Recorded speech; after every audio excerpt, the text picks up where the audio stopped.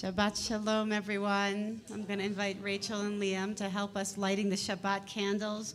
We're on page 2 in our prayer books. Shabbat Shalom and Chag Sameach, Happy Shavuot. Page 2.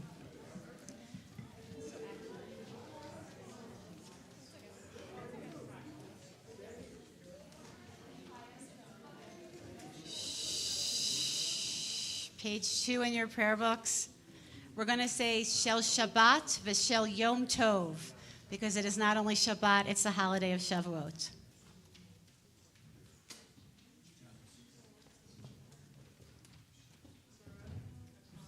Adonai Eloheinu melech haolam asher kidshanu b'mitzvotav v'tzivanu lahadlik ner shel Shabbat v'Yom Tov. Thank you, guys. We turn to page 24, Shalom Aleichem.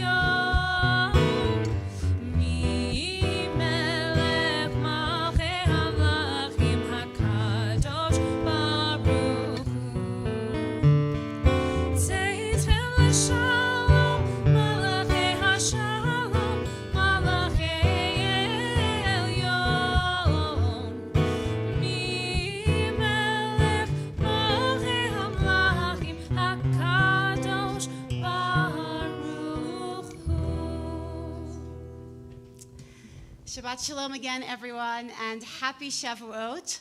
You know, Shavuot is one of the holidays that doesn't get as much respect as some of the other holidays, and I'm sure that even for some of the people who were born Jewish in this room, this is the first time that you ever celebrated Shavuot, and it's such a shame, because Shavuot is the holiday on which we mark receiving the Torah at Mount Sinai about 3,338 years ago.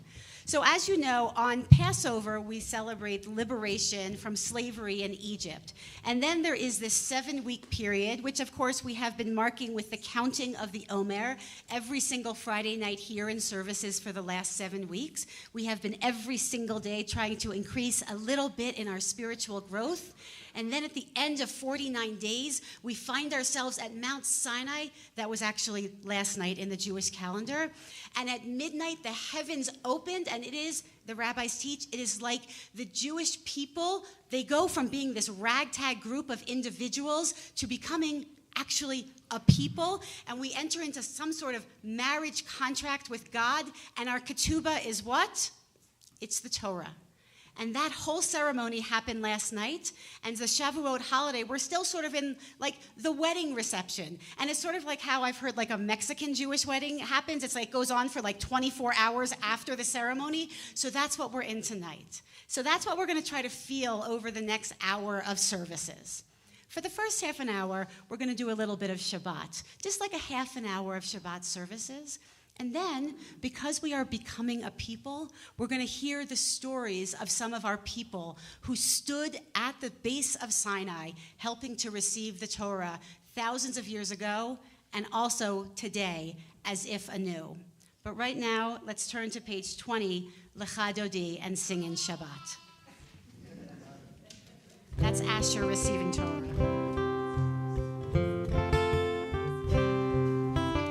Verses 1, 2, 5, and 9.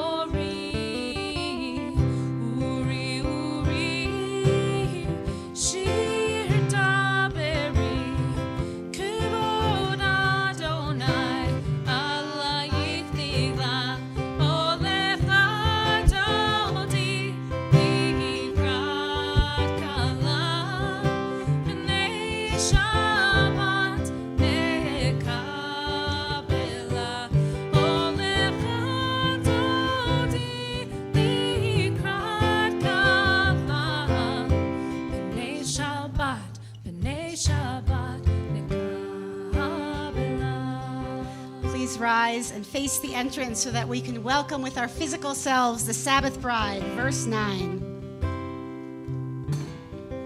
Boi v'shalom ateret bala gam b'simcha uv'tzoch olam tov emuneh am segula.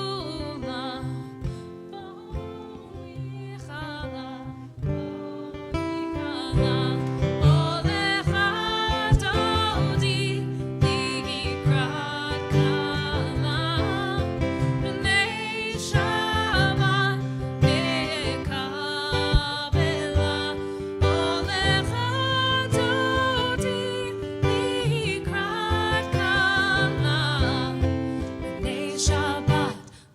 Shabbat nekabela. Oh, B'nai Shabbat, B'nai Shabbat nekabela. Please remain standing as we turn to page 28 for the Barchu.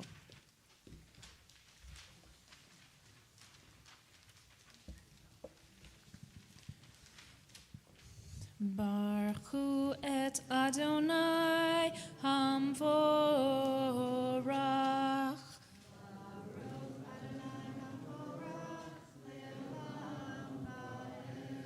Baruch Adonai Hamvorach Leolam Va'ed. Please be seated. We are going to turn to page 34 now for the Shema and the V'ahavta.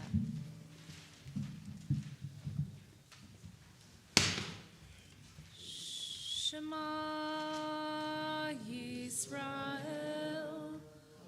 Adonai Eloheinu Adonai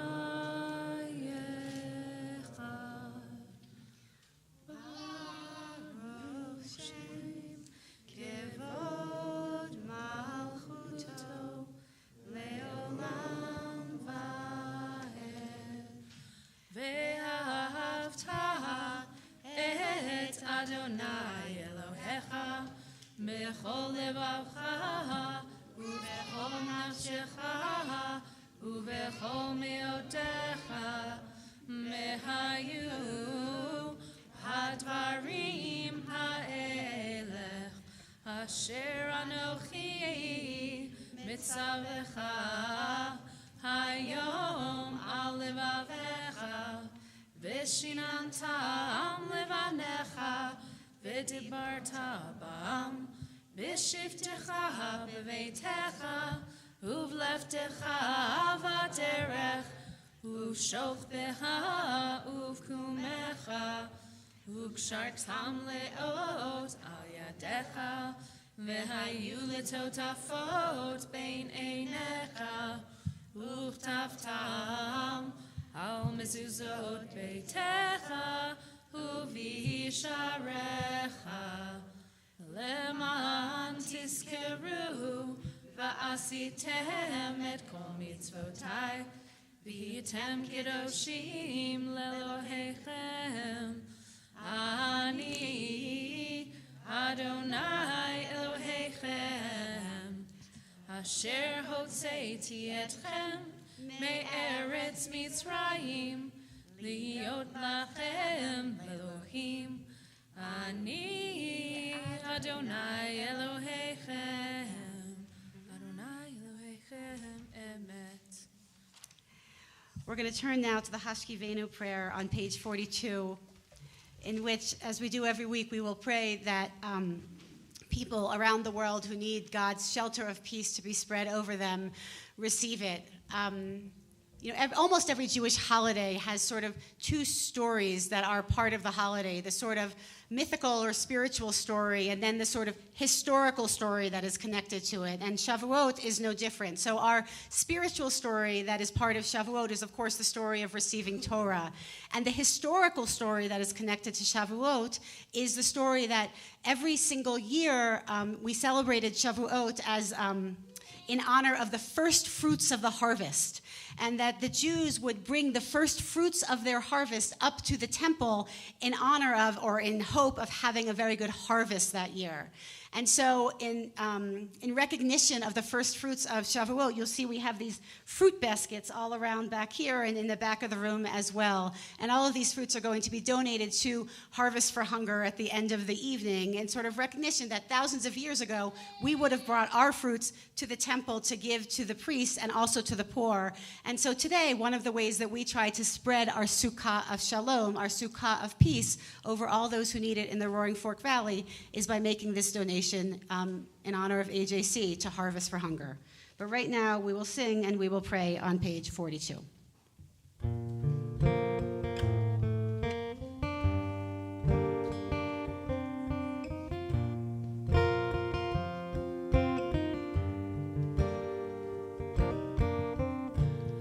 Ashkivenu Adonai Elohim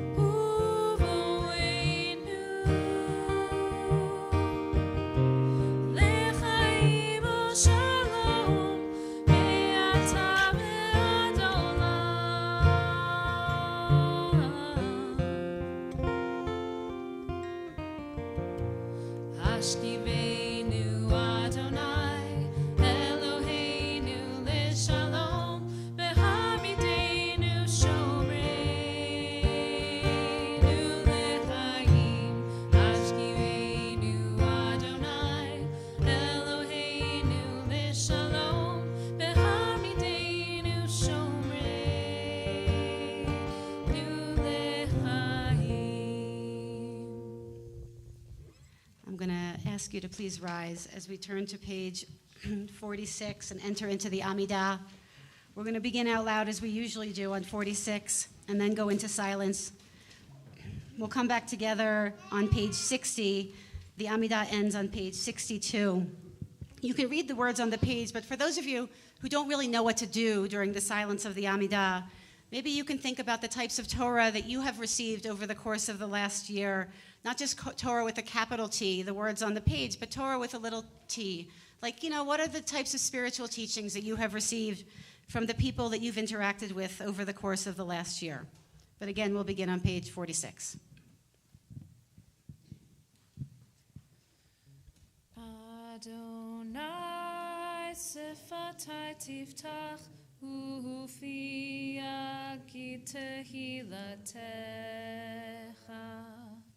Adonai, open up my lips, that my mouth may declare your praise.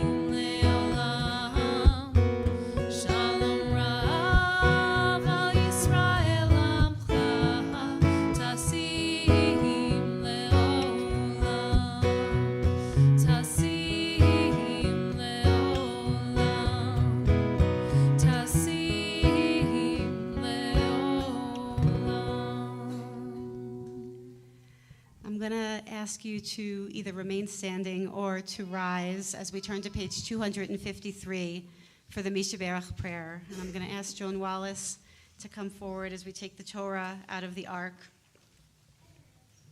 and call to mind those people who we know are in need of healing of body or spirit at this time.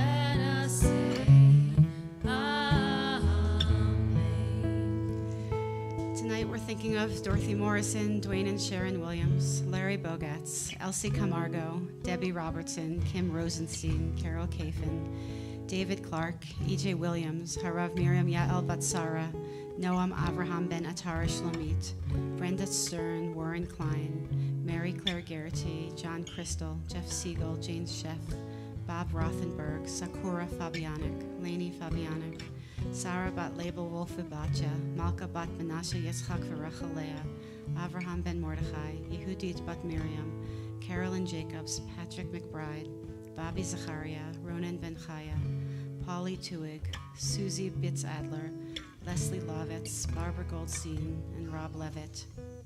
If you can call out the names of people that you're praying for this evening, just call them out into the space, please, so we can all hear them and we can all pray for them.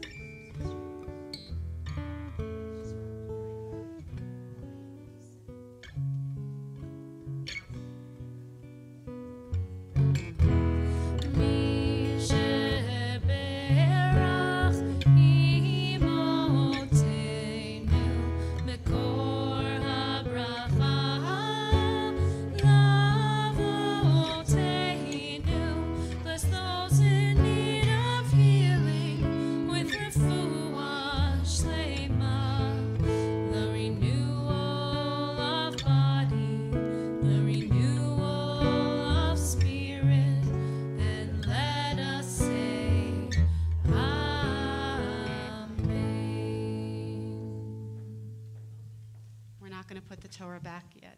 Oh yeah, thank you, because we're going to need it soon. So once Rabbi Sima covers it with the tallis, you may be seated.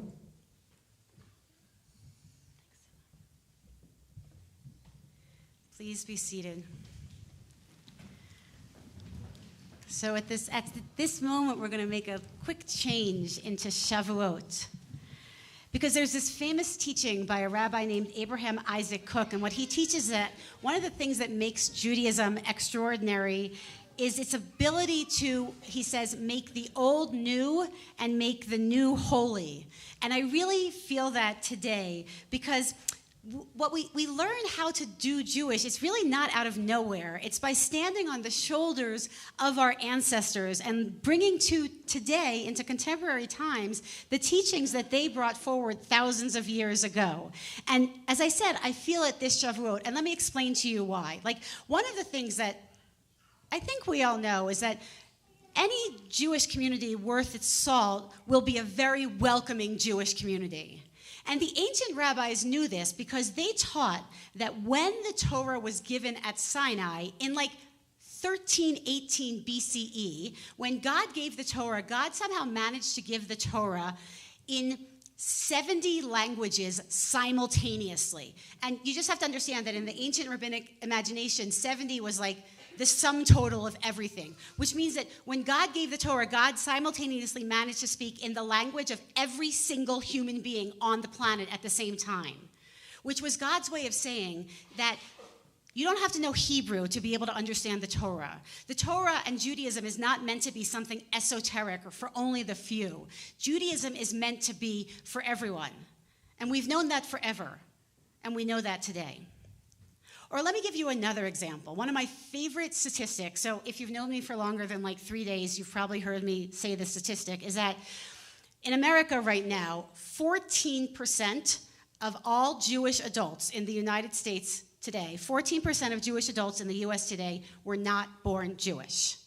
Right? That is like the most beautiful statistic in my heart and soul. And even thousands of years ago, right, the ancient rabbis knew that how wonderful it would be to welcome Jews by choice or converts into the Jewish community. Because not once, not twice, but like multiple times in our ancient texts, we read the following story, which is when the Torah was given at Sinai, at this moment of Shavuot, the souls, of course, of all the Jews who were alive then were there. But not just all the Jews who were alive then were at Sinai, but the souls of all the Jews of all time were at Sinai. And the rabbis are very, very clear to point out over and over again, this includes all of the converts to Judaism. They say that so that we would all be sure to understand throughout all time and all space that once someone opts into our community, it is as if they were never not part of our community. Point 2. Point 3. Did you know that when the Israelites left Egypt, it wasn't just the Israelites who left slavery in Egypt. There was this whole other group of people called the Erev Rav, or the mixed multitudes, who were not Jewish. They were not Israelites, but they sort of threw in with the Israelites and said, you know what? We're going with you. And they were the first group of what we now today call Jewish adjacent people who sort of became part of the Israelite people and stood at Sinai with the rest of us. That's what makes up the Jewish community thousands of years ago, and that's what makes up the Jewish community today. So with that in mind, I want to introduce the three speakers who are going to be part of our inaugural Sinai Stories. Sinai Stories, I don't want to call it a speaker series. I want to call it, these are the voices from Sinai that we're going to take into our heart and souls this evening. They are simultaneously thousands of years old and very, very contemporary. So we're going to begin with Larry Bogatz, who is someone who was born Jewish and has lived Jewish his whole life. Then Skye Landsberg is going to speak. She is someone who is raising a Jewish family and part of the Erev Rav, the mixed multitude, who came out of Sinai with us and stood at Sinai with us. And then we're going to end with John Foley, who is someone who is a Jew by choice and joined the Jewish people with us many, many, many moons ago. So I'm just going to ask Larry. First, we're going to sing a little bit as Larry walks up. And in between each of the speakers, I'm just going to ask each of you to walk up. I'm not going to introduce you. And then after everyone speaks, we're going to read the 10 Commandments. Because after everyone speaks, I hope we all feel like we all stood at Sinai and we're all going to receive the 10 Commandments together. Without further ado, Larry, if you'll come up and join us.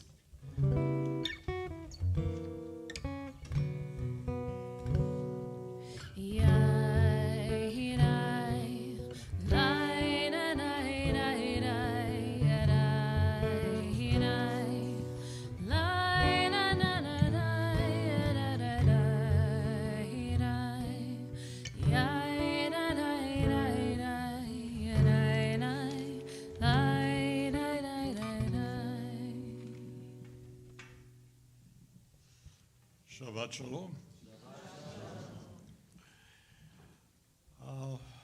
When Rabbi Sima called and asked if I would be a speaker for tonight, I immediately said, sure, piece of cake, nothing to it, be glad to. And then I went to work and found out that it's very difficult to squeeze 88 years into less than 5 minutes, which is what I'm allocated. But I'll try. So, as the rabbi says, I was born into Judaism, into a Jewish family, an Orthodox Jewish family, and I was born the first male child in a family that already had 2 female children, which made me the Kadisha, the chosen one to say Kaddish for my parents when they left. So it's a very, very important position. I lived, the word shtetl keeps coming back to my mind. I lived in a very Jewish environment, very Jewish life in my first years. It was Jewish because everyone I knew was Jewish, and I'll say some things about our business and the school that I attended and all of that. Everything was Jewish. I didn't know anybody closely or much of anything about not being Jewish. My father ran a kosher delicatessen in Harrisburg, Pennsylvania, and I spent much of my life in this delicatessen. Also, because my mother was not well for much of my early years, I spent I lived in other places. I didn't have a single home in which I lived on a consistent basis.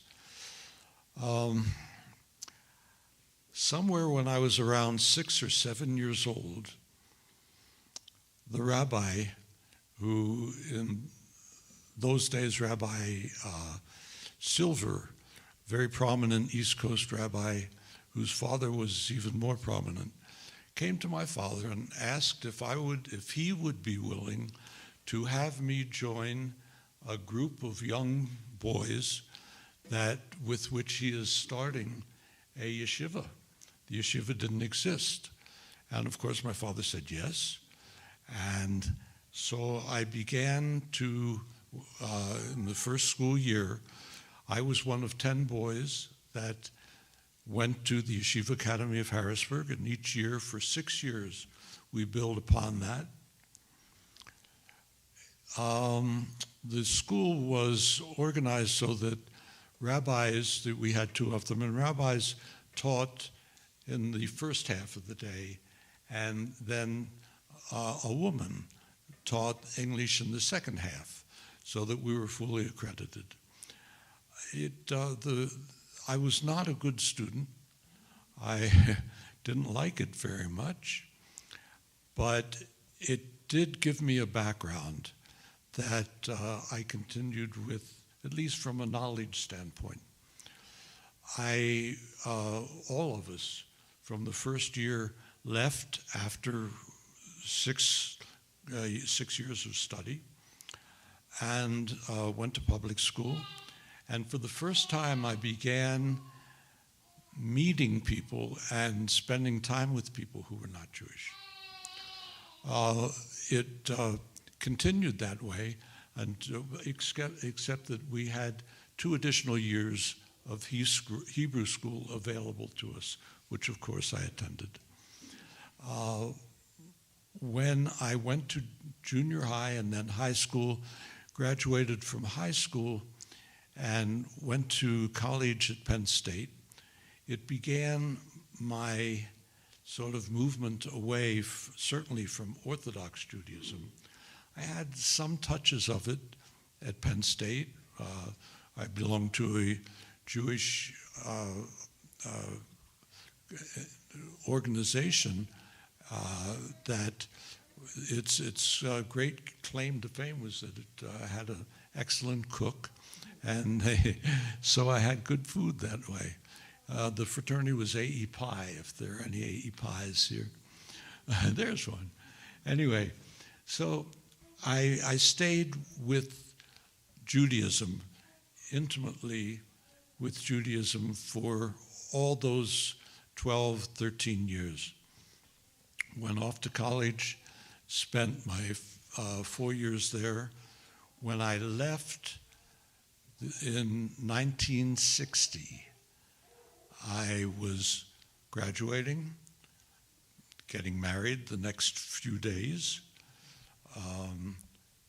joining the Navy as a commissioned officer, and moving to California.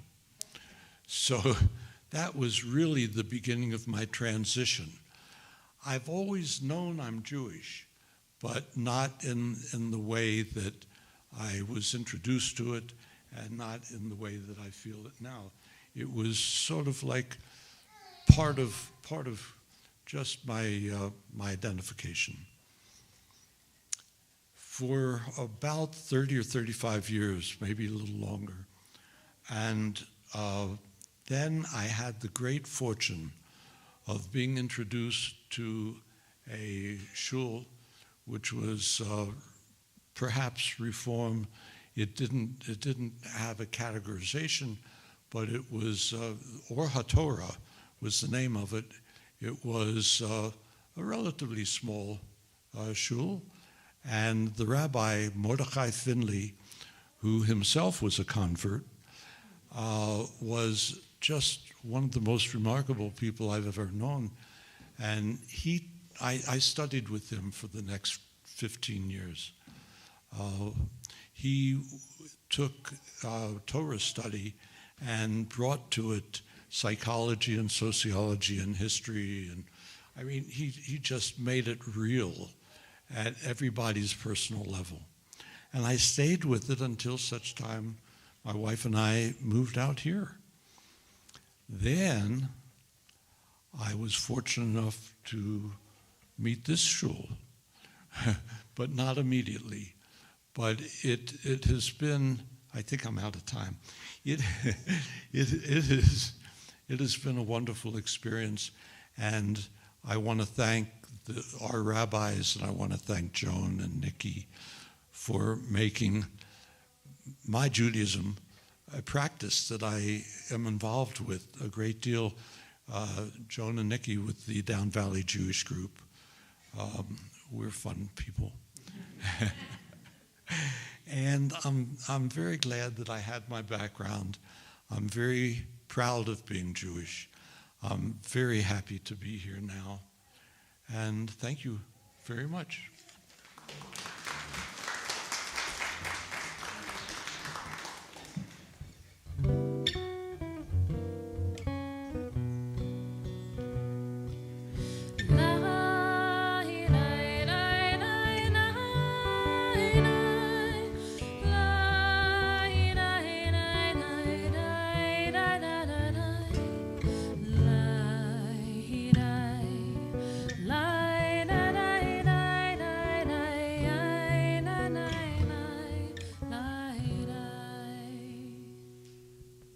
Shabbat Shalom.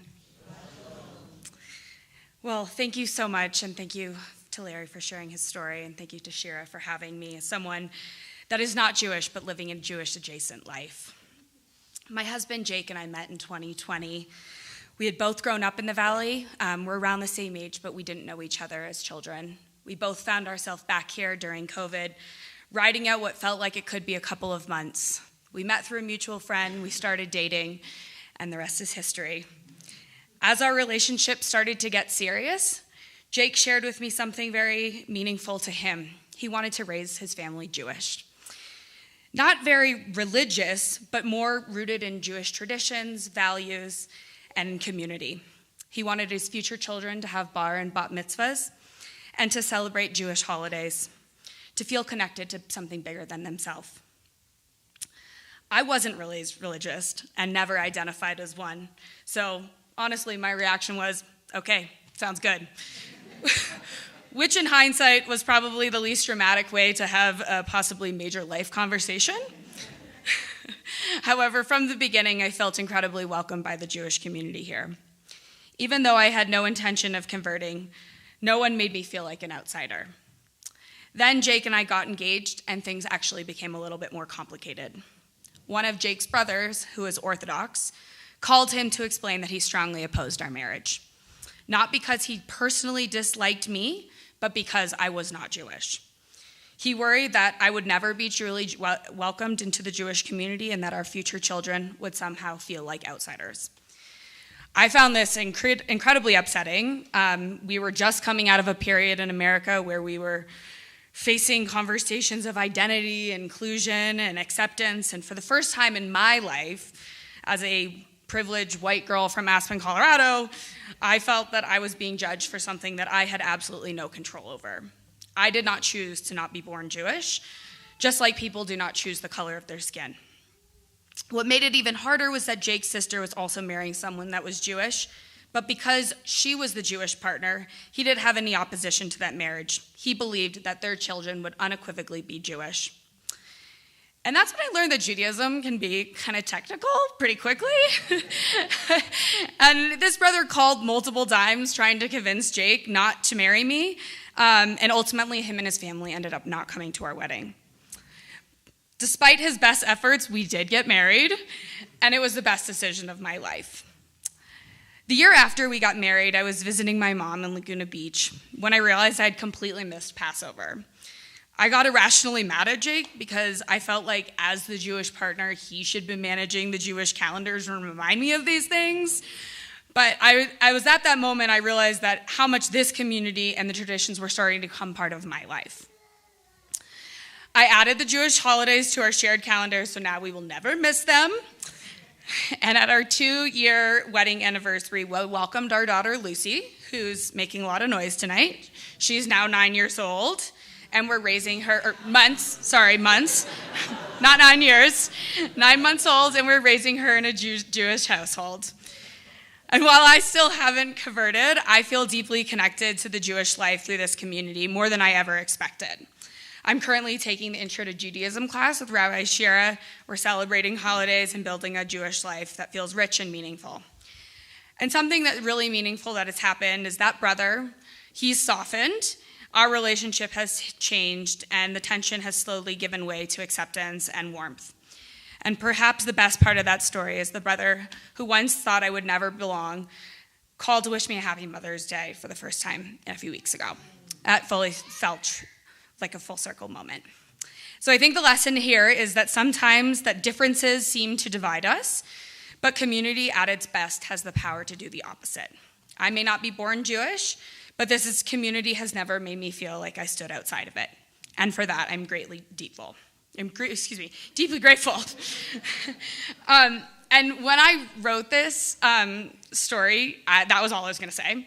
And as I was sitting in yoga last night, I was reflecting on this speech and finishing the Intro to Judaism course.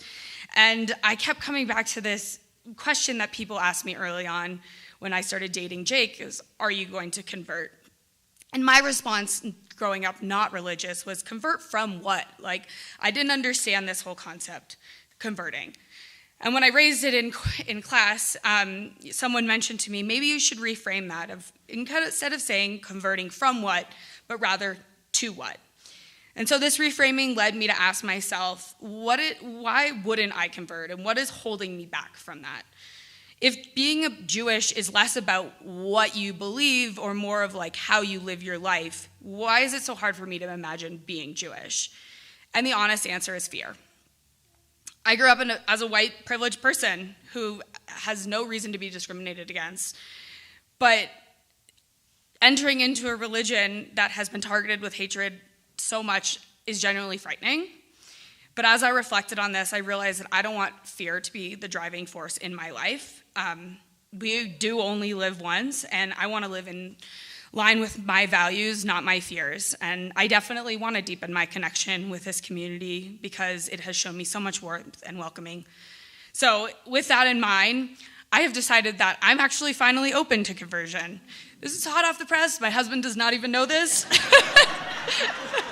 So I want to thank Shira, this whole Aspen Jewish community for being so welcome and making me feel safe, and for giving me the space to share my story and find my tribe.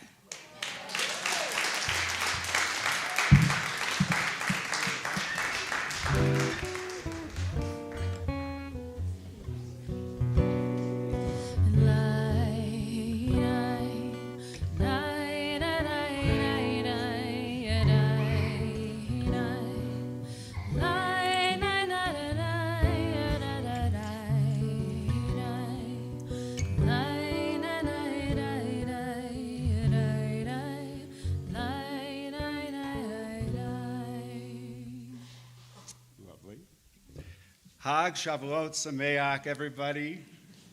As it's been established by our fearless leader, this is a festival of the first harvest. The wheat's coming in. Actually, it's literally coming in Israel right now. The first fruits are ripening. It's an agricultural holiday because back in the day, Jews used to be agricultural. Less so now. So now there's this whole thing about Mount Sinai, which is beautiful. But I can deeply relate to the Festival of a Harvest because I grew up in Beatty, Kansas. It is the Milo capital of the world. You can look that up while you're looking up what Milo is. It's the deep rural Midwest. Fields of crops, pastures of cows, tiny towns filled with really good-hearted people, but no Jews. No Jews for hundreds and hundreds of miles. As a matter of fact, between here and there, no Jews. Yet it's there, in what used to be called the Great American Desert, that my Sinai story begins. During my junior year of high school, I applied for a scholarship to the U.S. Naval Academy. And now I need to point out that this was an academic scholarship because I'm about to say something that makes me look really stupid. So the application involved interviews, a physical, and a battery of tests that seemed pretty clear they were trying to figure out if I were gay or not. One actual multiple choice question I still remember is, would you rather repair a diesel engine, march in a military parade, organize a fundraiser, or arrange flowers? Of all four of those, I didn't know which one I really wanted to do, but I knew which one not to answer. And then there was the physical. Before we started the physical, the Navy doctor asked if I were circumcised. And I can't say that I had a super solid idea, a medical description of what a circumcision was. I was from a very young age a religious person. I, as we said, knew my Bible, and I knew that this circumcision thing was a big deal with Jews. I was just a little unclear why this guy was asking me. Did he think I was Jewish? And I was tempted to lie. Didn't realize how quickly I was going to get caught if I had. Since junior high, I had been cautiously and obliquely misleading people about being somehow, in any way possible, however implausible, just a little bit Jewish. So I said no, I'm not circumcised. And we proceeded. And it was a full physical with surprising and intrusive evaluations that wouldn't be asked of me for another 30 years. So finally, when that was all done, and I think, well, this can't get any more unexpectedly weird for me, he casually looks at me and goes, by the way, you're circumcised. I'm like, well, then why did you ask in the first place? So it turns out, which you probably know, that most American males are circumcised. That just wasn't commonly discussed in the rural Midwest in the 80s, so at least not with me. So, I've done a survey since then, and there's a lot of you who did not know that they were circumcised, because everybody was. But what he should have asked, the question that would have been relevant, is, are you colorblind? Because it turns out if you're colorblind, which I am, and I knew, you can't be a Navy scholar. So, from a practical standpoint, the entire application was a futile endeavor. But from a psycho-spiritual experience, it was profound. It was a little bit scarring, but profound. I was now circumcised, and thus a little bit closer to being the Jew that I had already long pretended to be. Now, what did I know from being a Jew? Bubkus, baby. The only thing I knew less about was why. Why did I want to be a Jew? Why did I tell my friends since junior high that I was going to fight for Israel? I told my friends that my grandma was Jewish. I read everything about the Holocaust, everything about Chaim Potok. I was the sole victim of anti-Semitic harassment on my campus. And I wrote papers on Golda Meir and the great Jewish writers of the Pale. But I learned that one cannot will oneself to be a Jew. It cannot merely be words. It's not reading one book or 200 books. And it's not loving pumpernickel bagels, which I do. You got to do the Jew. So finally, while living in Fort Collins, Colorado, I reached out to the local shul to convert. The shul didn't reach back. So I went snowboarding at Copper Mountain and met Jeffrey Mark Grinspoon, my Bashert-to-be. Soon we moved to Chicago. We shul shopped.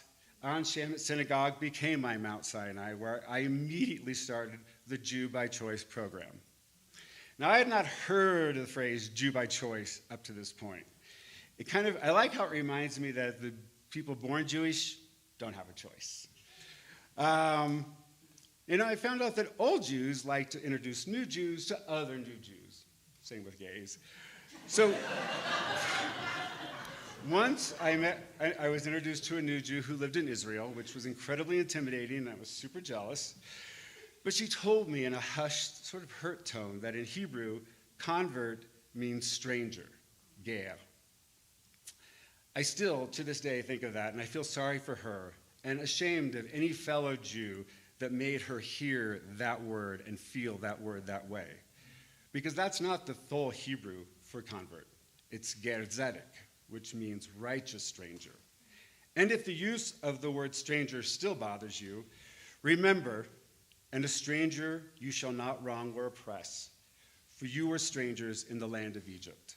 So before Sinai, all Jews were strangers, strangers to their homeland, strangers to their identity, and even strangers to their God. Now, I won't bore you with the annoying joy I experienced with everything I learned and how insanely much I loved it, particularly learning how much Larry hated it all. The Jews without choice in Hebrew school, it's not a great story. But I devoured everything Jewish, everything Jewy. My deeply culturally but less halakhically Jewish husband even kept kosher light with me for a year. And then the big day with the mikveh and the Beit Din and the Hatafat Dam Brit, which means drawing of the blood of the covenant. This is the ritual that's performed instead of a Brit Milah, a bris, if one is lucky enough to have already been milad, which, as you all now know, I was. Jewish ritual, being so deeply ancient, involves more actual blood than other contemporary traditions. So once again, I stood before an imposing authority figure, a chazan in this case, and thank God not ours. I had to again present myself vulnerably while he kibitzed about the cubs to distract us both. Blood had to be drawn, a white cloth reddened, much like my face, then taken to the next room and presented to the Beit Din, the house of judgment, the rabbis and our chazan, so that I could be declared one of the tribe. This is how I, John Thomas Foley of Beatty, Kansas, finally became a Jew. The drawing of the blood experience was a little awkward, objectively a little ridiculous, and perhaps ultimately deeply one of the most beautiful and meaningful experiences of my life. And while I still don't know why all that time I wanted to be a Jew, I do know that this is why I am a Jew. A people, a tradition, a God that takes life that can be and often is awkward and ridiculous and makes it something beautifully meaningful. Through us, our choices, and the doing we do as Jews. And so, Hineni, here I am, a Jew by choice, though I don't know if I really had a choice or whose choice it was, but I know I was meant to be this. Here, me, celebrating with you the spring harvest, the first fruits, and the giving of the Torah that teaches us to make life, despite life, meaningful and beautiful. Shabbat Shalom.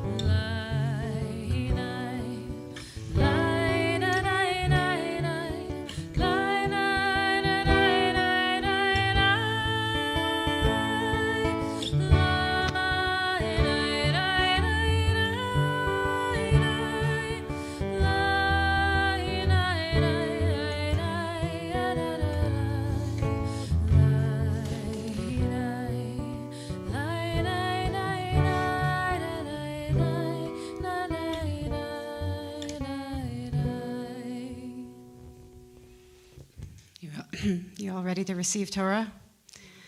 Please rise. I'd like to call up Rabbi Sima, and I'd like to call up all of the members of our Intro to Judaism class who are here with us this evening. Ya'amdu, call up all the members of our Intro to Judaism class who are here with us this evening. Please bring up your prayer books if you have them for the Torah blessings.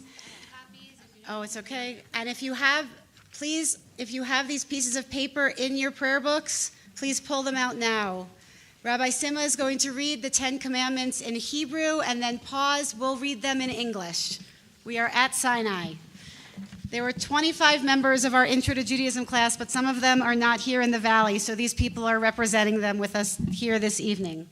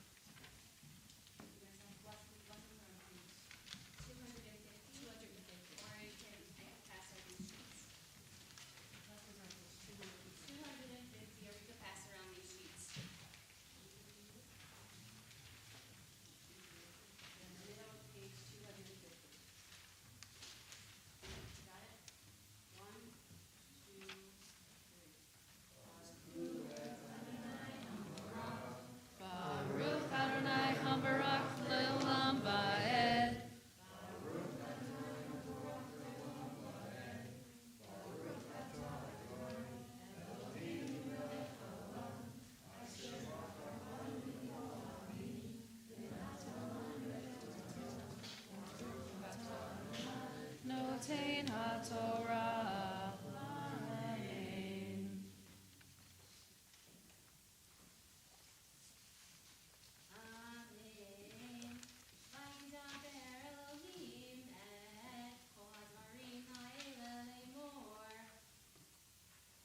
God spoke all these words, saying, Anochi Adonai Elohecha asher alteiticha be'eretz Mitzrayim mibeit avadim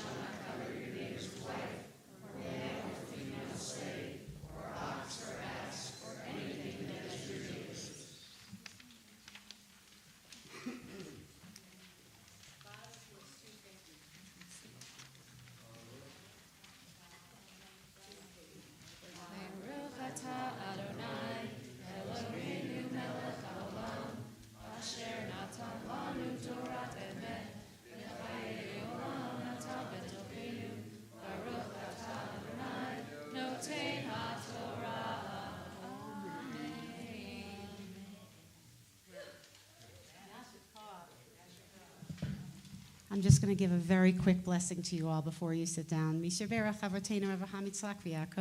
one who blessed our ancestors bless all of you who have arisen in honor of Shavuot, in honor of Shabbat, and in honor of just about completing 22 weeks of studying Intro to Judaism. One thing that we all know is the more you study, the more you realize there is to study. But it has been such an honor and a privilege to get to learn with all of you. What we know about Torah is turn it, turn it. The more you turn, the more you get to know about Judaism. One of the most important teachings in all of the Talmud for me is I learn a lot from my teachers, but I learn even more from my students. And from each of you, I have learned more about Judaism and developed more questions myself. I'm so grateful for all the time we have gotten to spend together studying Torah and going more deeply. And I cannot wait to study more together in the future. Amen, amen. Mazel tov, Yasher koach. We turn together to page 256. Please remain standing until the Torah goes back in the ark. 256, 6 lines from the bottom, Eitz Chaim Hi.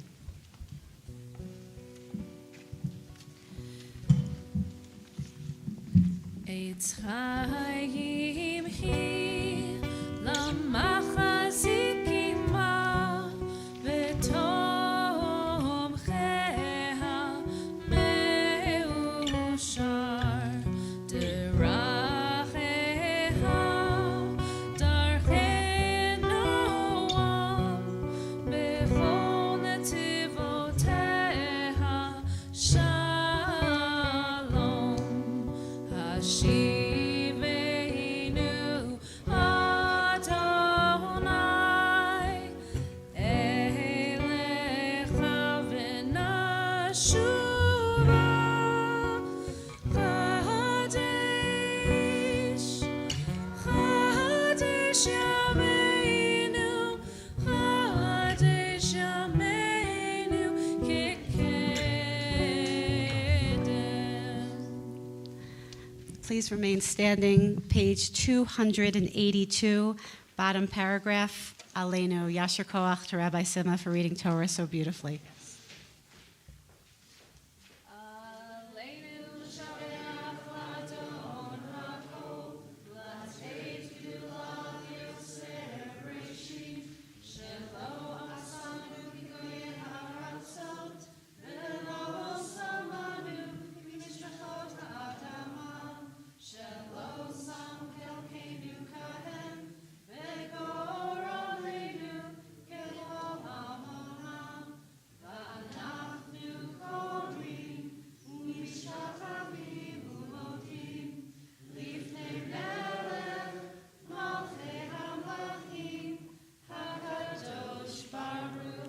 Page 287. V'nemar v'haya Adonai lemelech al kol ha'aretz bayom hahu yeh Adonai echad u'shemo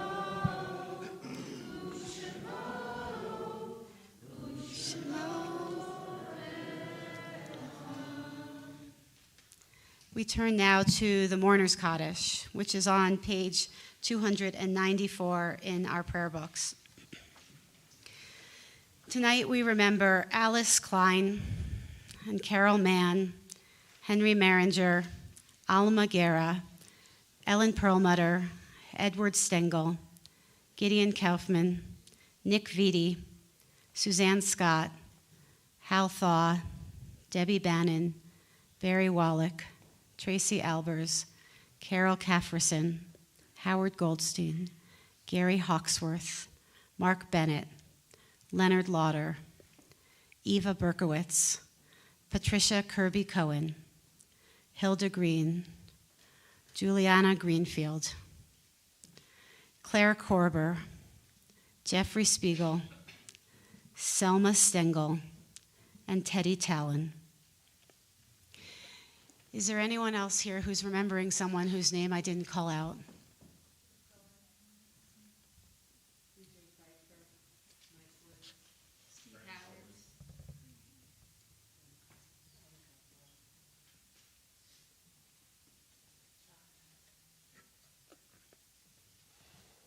Page 294. Yitkadal v'yitkadash shmei Rabbah, ve'alma divrach chirutei ve'amlich malchutei, b'chayei chon u'v'yomei chon, u'v'chayei dechol beit Yisrael, ba'agala u'vizman kariv v'imru, Amen. Yehei shmei Rabbah mevarach le'alam u'almei almaya, Yitbarach ve'yishtabach ve'yitpa'ar ve'yitromam ve'yitnaseh, V'yit hadar, v'yit aleh, v'yit halal, shemei dekudsha brichu. Le'ela min kol birchata v'shirata, tushbechata v'nechemata, de'amiran be'alma ve'imru, Amen. Yehei shlama rabba min shemaya, v'chayim aleinu ve'al kol Yisrael, ve'imru, Amen.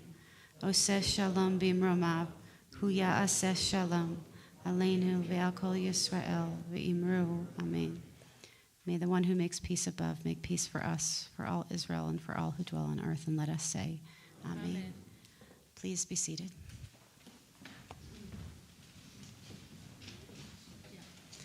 I'd like to call up our Executive Director, Lindsay Mace, for announcements. Hi, everyone. Great turnout tonight. Thank you all for being here tonight.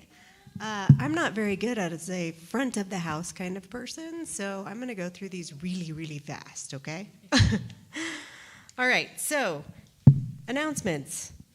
Did you all know that we have a Shavuot celebration on Sunday in Redstone at the Gars residence? If you did not, you should probably come.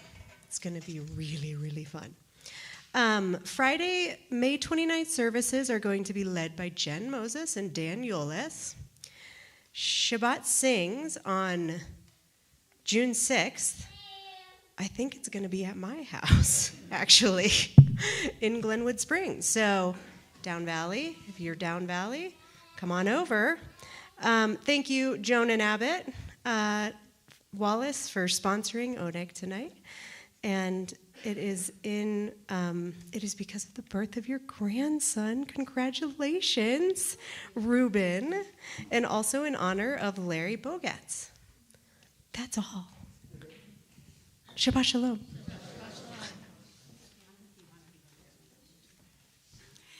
And really a very special thank you again to Larry and to Sky and to John. I mean, I feel my soul is really, really lifted. So now that our souls are lifted, let's use that to pray for peace. Oseh Shalom, page 294 at the bottom of the page. Oseh Shalom bimromav, hu ya'aseh shalom aleinu, ve'al kol Yisrael, imru,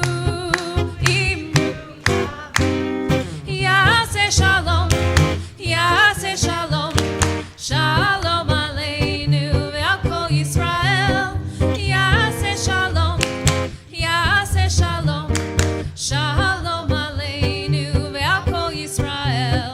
Ya'aseh shalom, ya'aseh shalom, shalom aleinu ve'al kol Yisrael. Ya'aseh shalom, ya'aseh shalom, shalom aleinu ve'al kol Yisrael. Shabbat Shalom, everyone. Shabbat Shalom.